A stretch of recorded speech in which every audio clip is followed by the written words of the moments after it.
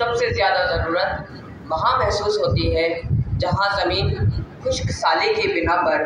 अनाज के कोपलों की जगह बबूल उगलने लगे। सदर आली वक़ार रेगज़ार अरब कि जहाँ तहज़ीब, अखलाक और इंसानियत के सौदे खुश्क हो चुके थे, कि जहाँ जुल्म और कुफ्रेशन के झाड़ झंकार उग रहे थे, कि जहाँ जुल्म और ज़्यादती की बातें समुम से झुलसते रेगिस्तानों में खुदा की अज़मत और इंसानी किरदार के मुनकरों की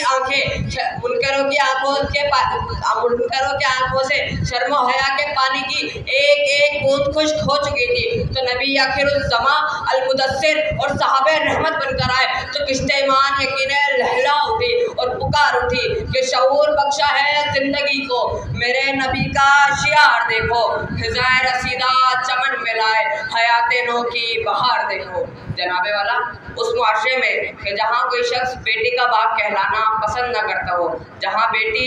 बीवी, बहन और माँ के हुकूक मुतय्यन हो गए हो, वहाँ आप रहमत नहीं तो क्या है कि जहाँ लोग जाति हसब नसब की बरतरी और तफाखुर के असीर हो, वहाँ बिलाल हबशी जैसे गुलाम को इज्जत और तकरीम का मकाम अता हो जाए तो आप रहमत नहीं तो क्या है कि जहाँ भाईचारे की आलमगीर मिसाल कायम की गई हो, वहाँ आप रहमत नहीं तो क्या है कि जहाँ खून के प्यासों को कबाए दी जाए, कि जहाँ गैर मुस्लिमों को अमान बख्शी जाए, कि जहाँ नहाने, पाकिज़गी हासिल करने, नाखून तराशने, चलने फिरने, खाने पीने, उठने बैठने, बात करने और सुनने के आदाब बयान किए गए हो। गर्ज एक ऐसी आलमगीर शख्सी मिसाल जो हर ताइफ़ा इंसानी और हर हालत इंसानी के खिलाफ का मजमुआ हो, वो सिर्फ रहमतुल आलमीन की सीरत है। वो रहमतुल आलमीन जिनके लिए कायनात तख्लीक की गई, वो रहमतुल आलमीन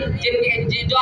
खातमुल नबी अंबिया है, वो रहमतुल आलमीन जिनके लिए फरमाया कि मेरे बाद कोई नबी नहीं आएगा जो अव्वल भी है और आखिर भी, जिन्होंने ज़िंदगी का मयार मुरत्तब किया, कि जिन पर वही का सिलसिला ख़त्म हुआ, कि जिन पर वही का सिलसिला ख़त्म हुआ, कि जिनके बाद नबूवत का दावा करने वाले काज़िब और गुमराह करार पाएंगे।